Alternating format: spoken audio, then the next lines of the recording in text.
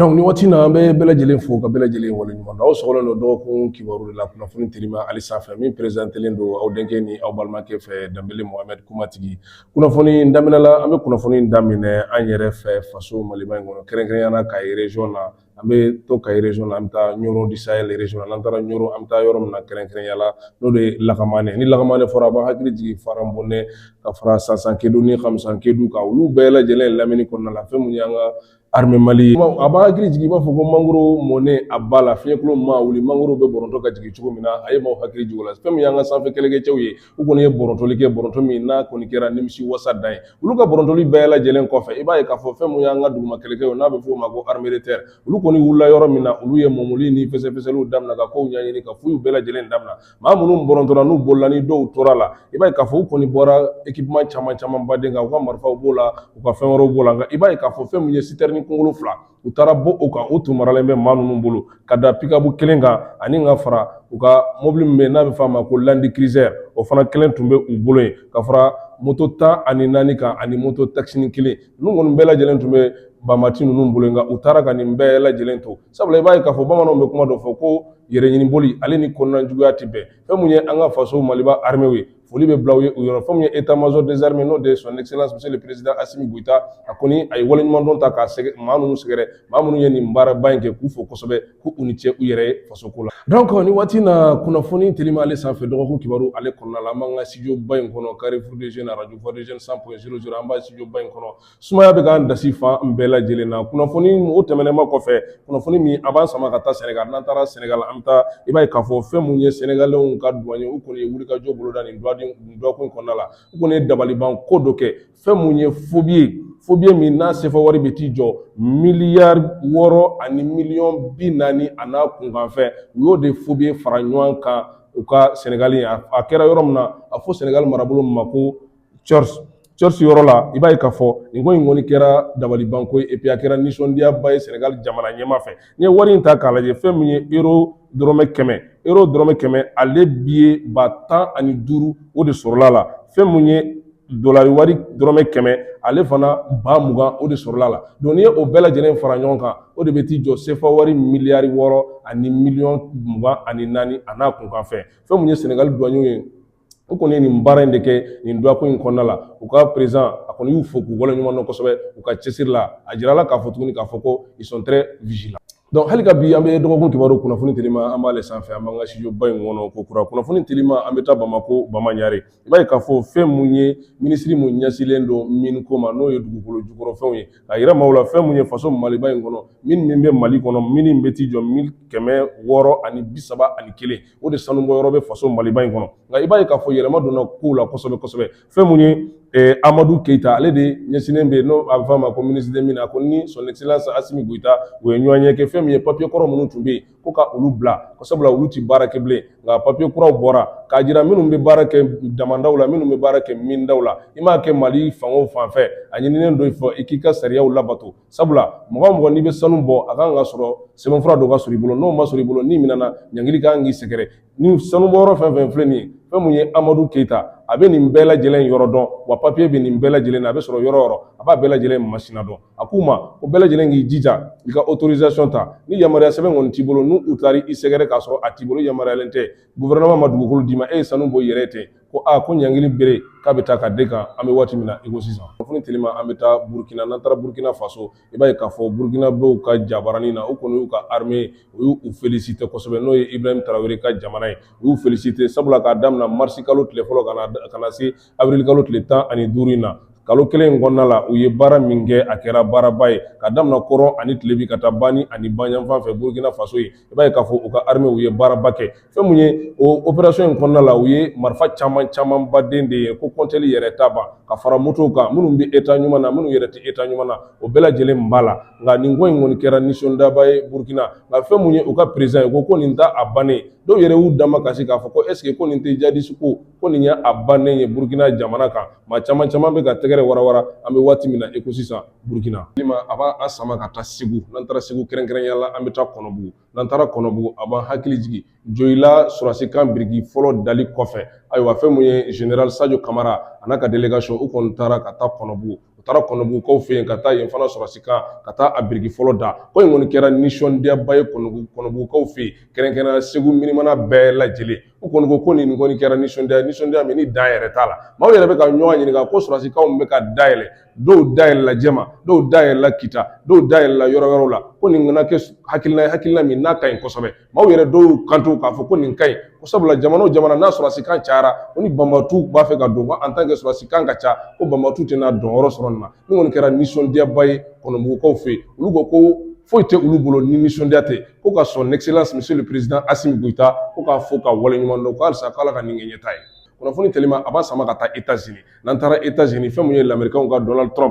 Trump bɛ wale min na bi a dogolen tɛ maa si la diɲɛ fantan ani naani i b'a ye k'a fɔ Donald Trump bɛ élection kɛ waati min na ani musoba mun tun bɛ ɲɔgɔn na a ye musoba mun ci ni ka kɛ président ye musoba in bɔra a kuma na a ko fɛn mun ye nin kɛlɛ in ye Donald Trump ye kɛlɛ in ta ka kɛ a kɛlɛ de ka kɛlɛ ye sabula ko foyi tɛ yen min bɛ sara maaw la ko foyi tɛ yen n'a bɛ maa ɲininka i hakilina la a bɛ wuli dɔrɔn ka ko kɛ o ko in yɛrɛ kɛra sababu ye Donald Trump ka ko nɛgɛ kisɛ kelen a tɛ l'Américain na an bɛ waati min na ko sisan maa caman de bɛ k'a fɔ ko n'a bɔra président in na ko a ka di olu ye o fɛn mun ye nin kɛlɛ ye n'a tun fɔra ko a bɛ maa kuma ɲɔgɔnya a bɛ maaw hakilina ɲini a b'a kɛrɛfɛ maaw hakilina ɲini ko maa bɛ se k'a fɔ ko gɛlɛya min bɛ yen ko o tɛ yen ko nka ko diɲɛ bɛɛ maa caman de bɛnnen don a kan ko jamana ɲɛmaa min bɛ sɔn k'a ka sɔrɔsiw ta k'u di faali ma ko de ye Donald Trump ye an bɛ waati min na ko sisan l'Américain bɛɛ lajɛlen bolo b'u kun sabula fɛn mun y'u ka jamana ɲɛmaa Donald Trump a nege t'u la bi a nege t'u la sini.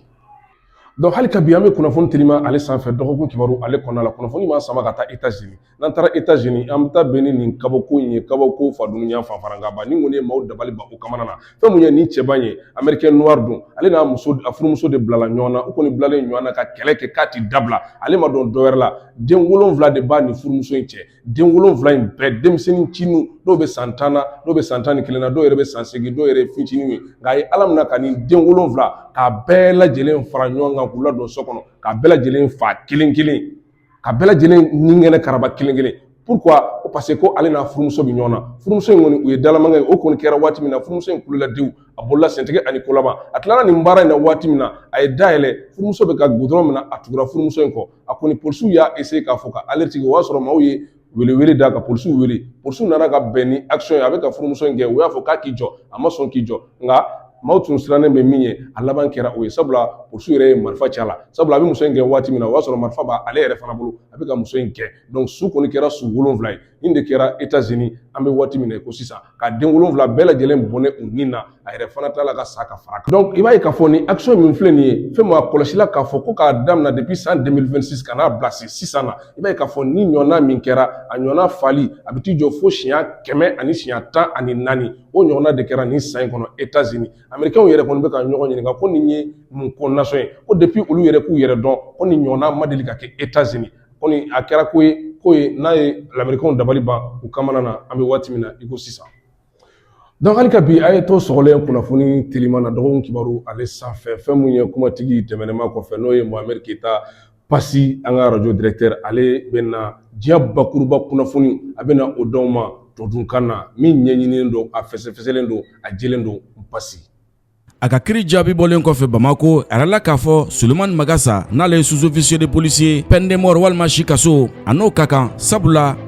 Ala ma hinɛna Usmane Camara la kɛra sababu ye k'o bɔnɔ a nin na nin waleya jugu in a sɛgɛsɛgɛliw tun bɛ sen na kabini mars kalo tile 14 san 2000 ni san 22 la ka da Umar Camara n'o ye Usmane Camara kɔrɔkɛ ye a ka welewelew kan Umar Camara parking tigi don mobili feerela don fɛn min ye a dɔgɔkɛ Usmane Camara o de kun cɛsirilen bɛ kosɛbɛ a ka mobiliw feereli la Usmane Camara a kɛlen kɔfɛ ka kibaruya sɔrɔ ko maa ko k'a mago bɛ mobili la o maa ye Sulemani Magasa ye ni sous-officier de police kun don kumaɲɔgɔnya ani ci laban banna u maa fila ni ɲɔgɔn cɛ o waati kofɔlen de la nin kiiri mun jaabi bɔlen filɛ nin ye kiiri baara daminɛnen kɔfɛ tarata don avril kalo tile 7 cour d'appel de Bamako la Sulemani Magasa a yira k'a fɔ ko a kɛra sababu ye ka Usmane Camara n'o ye Umar Camara dɔgɔkɛ ye a bɔnɛ a nin na mobili nɔfɛ nin ko in bɛɛ lajɛlen sigasigana na tamasiyɛnw sɔrɔla mobili yelen kɔfɛ lavage dɔ la lavage tigilamɔgɔw kɛlen kɔfɛ ka jateminɛ kɛ k'a ye k'a fɔ mobili fan bɛɛ ye joli ye u y'a dɔn k'a fɔ ko nin tɛ ko gansan ye o kɛlen kɔfɛ ka wele bila falajɛ brigade territoriale ma o de senfɛ sa Sulemani Magasa a ye 5 don fiɲɛ na a waati kofɔlen ninnu na a bolila ka n'i yɛrɛ sɔrɔ fo ka région kɔnɔna na tɛgɛ kɛlen a la a kun bila mɛ kiri tigilamaw ka bolo kan yaasa sani kiri lahalaw bɛɛ lajɛlen ka se a ma. O de jaabi bɔra dɔgɔkun tɛmɛnen in na, wa a yɛrɛ k'a fɔ k'a nɔ bɛ a la ani si kaso ka kan. An balimaw, a y'aw bisimila kunnafoni teliman ka dɔgɔkun kunnafoni bunnaku bɛɛ lajɛlen faralen kɔfɛ ɲɔgɔn kan k'a di aw ma dakuruɲɛ dabadɔ kunnafoni teliman a bɔlɔlɔsiraw sanfɛ. dɔgɔkun kelen tɛmɛnen kɔfɛ Kayi tajiko gɛlɛya fɛɛrɛ jɔnjɔn sɔrɔla a la. Taji nalen kɔfɛ k'a bila Kayikaw ka bolo kan. A ko kɛra nimisi wasa bɛɛ lajɛlen ye, nka nin dɔgɔkun tɛmɛnen in kɔnɔna na Kayikaw ye timinandiya faamuya jɔnjɔn sɔrɔ k'a dɔn k'a fɔ ko sanga ni waati bɛɛ n'a ma ye ka ban ko cɛsiri ɲini bɛ jamanadenw fɛ. Gɛlɛya mana na an ka ɲɔgɔn faamu. O ɲɔgɔn faamuya de kɔnɔna na maaw y'u wasa don taji la gɛlɛya kɔnɔna na, nka alhamdulilayi lakanatigilamaaw u ye fɛɛrɛ bɛɛ lajɛlen kɛ ka taa se an ka ɲɛmaaw ka laɲini ma taji jɔnjɔn k'a di Kayi station bɛɛ lajɛlen ma u ka taji di Kayikaw ma. Ka foli di Kayi ɲɛmaaw ma, jamana ɲɛmaaw ma u ka cɛsiri la yaasa cogo min na ni gɛlɛya jɔnjɔn minnu bɛ Kayikaw kan tajiko la fɛɛrɛ jɔnjɔn sɔrɔlen kɔfɛ a la. O t'a bannen a bɛ ɲini an fɛ an kana sɔn fiyewu ka taji mara an bolo so kɔnɔ. Sabula ŋunuŋunukanw b'a la k'a yira k'a fɔ ko n'i ma taji mara so kɔnɔ ko tajiko gɛlɛya k'a bɛ kɔsegin ka na. O ma fɔ maa si ɲɛna wa o tɛna na kɛ. Tajiw bɛ Kayi station na a dabɔ bɛ Kayikaw de kama, wa Kayikaw bɛ se k'u mago ɲa la sanga ani waati bɛɛ lajɛlen na. O de y'a to an kana sɔn fiyewu k'an ka dugunnaw yɛlɛma ka kɛ station misɛnmaninw ye. Sabula taji marayɔrɔ tɛ sokɔnɔna ye, taji marayɔrɔ dan ye station kɔnɔna ye ani maa minnu ka baara ye taji feere ye. Kɔlɔlɔ gɛlɛnw bɛ a la minnu bɛ na ni tiɲɛniw ye ani ɲangata juguw ye. An k'an kisi ka bɔ o ma. Sifin caman bɛ Mali kɔnɔ a ka d'u ye ka bɔ an ka jamana kɔnɔ ka taa arabu jamanaw kan. Tunisie b'o la, Maroc b'o la, Algérie b'o la, yaasa cogo min na u bɛ t'u ka kalan tɔw dafa. Aisha Dukansi ani Tantu Dukansi ni maa fila ye cɛ kelen den ani muso kelen denw ye. U kun taa mɛn Tunisie sanfɛ kalan na. Ninnu ni tora kasara la, kasara mun sababu bɔra sokɔnɔ gazi la. Gazi mun fiɲɛ bɛ kɛ sababu ye fiɲɛ sama k'a bila a bɛ nɔgɔya buna adamadenw bolo sango dugubaw kɔnɔna na, dugu minnu ni fiɲɛ ɲuman sɔrɔli ka gɛlɛn. Kamasɔrɔ u b'u ka so kɔnɔ dugu tilama fɛ gazi kɛlen kɔfɛ ka fuite kɛ fiɲɛ tigɛra u maa fila bɛɛ la u ma se ka bɔda sɔrɔ. U jɛɲɔgɔnw ka jateminɛ kɔfɛ u y'a dɔn k'a fɔ ko ni maa fila kasara y'u sɔrɔ u tɔɲɔgɔn dɔ kɛlen kɔfɛ ka yɛlɛ u ka fenɛtiri fɛ ka sɔrɔ ka dayɛlɛ. Aisha Dukansi ani Tatu Dukansi kɔrɔni dɔgɔw don wa u fila bɛ nin tora a la. Ci selen Mali kɔnɔ a kɛra dusumakasi ye, a kɛra kinikini ko ye. Sabula sifin saya ka gɛlɛn sanko n'a bɛɛ lajɛlen bɛ bɔ du kelen kɔnɔna na. Association malienne des étudiants et stagiaires en Tunisie n'an b'a wele ko AMES u kɛlen kɔfɛ ka kibaruya cari bɛɛ lajɛlen farala ɲɔgɔn kan ka dugawu kɛ nin banbaatɔ fila ye ani ka maaw hakili lajigi sokɔnɔnaw na gazi ninnu bɛ utiliser yɔrɔ minnu na u k'u cogo dɔn u la kosɛbɛ yaasa an bɛɛ lajɛlen ka se k'an janto sanga ani waati bɛɛ lajɛlen.